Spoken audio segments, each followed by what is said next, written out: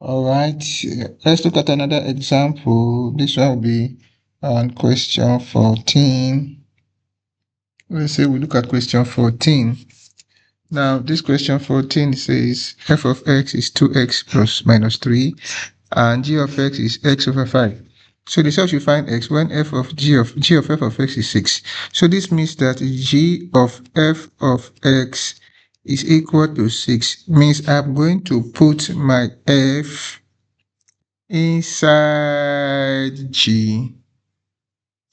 Whatever I get, I equate it to 6. So this is going to be my g of f of x is going to be f over 5. Don't forget that your f is replacing your g.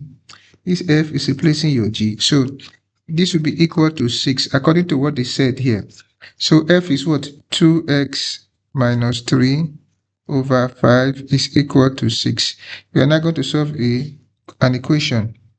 So if you want to solve the equation now, cross multiply 2x minus 3 will be equal to 6 times 5. That will be what? 30. So we have 2x will be equal to what? 33. Remember that the whole of this will go to this side. So 2x is 33. So divide both sides by 2. So my x will be equal to what? 16 and a half. So that's the answer for this question. Let's look at another one. Look at another one of this same nature. Let's see, we look at question number 15. 15. Question 15. Question 15. Question 15. The same pattern. The same pattern as well. So, question 15. Question 15. Okay.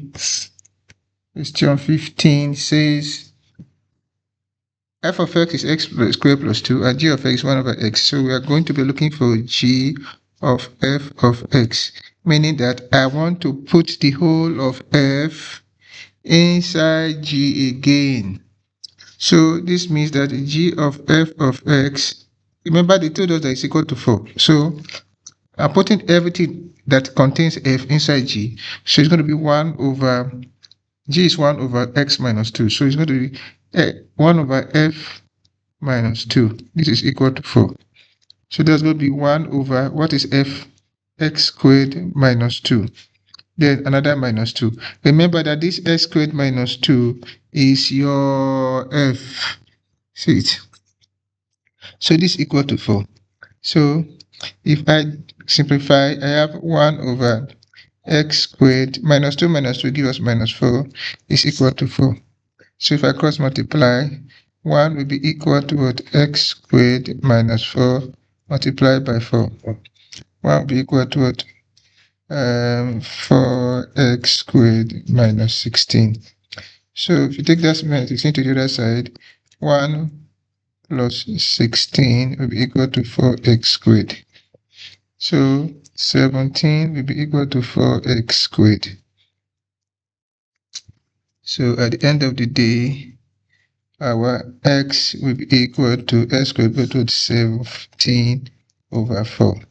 So if you find the square root, x will now be the square root of what? 17 over 4, which is equal to what? Root 17 divided by 2. That is your value of your x. So just look at the step one by one. Play the video again, rewind it, so that you get what we are talking about. So that is it. We stop here for today. If you have any question, block me at the comment section or DM me. Now, I'm going to call it a good day. I'll see you in my next video. Don't forget to share, like, send to your 5 friends, and also comment. Bye bye.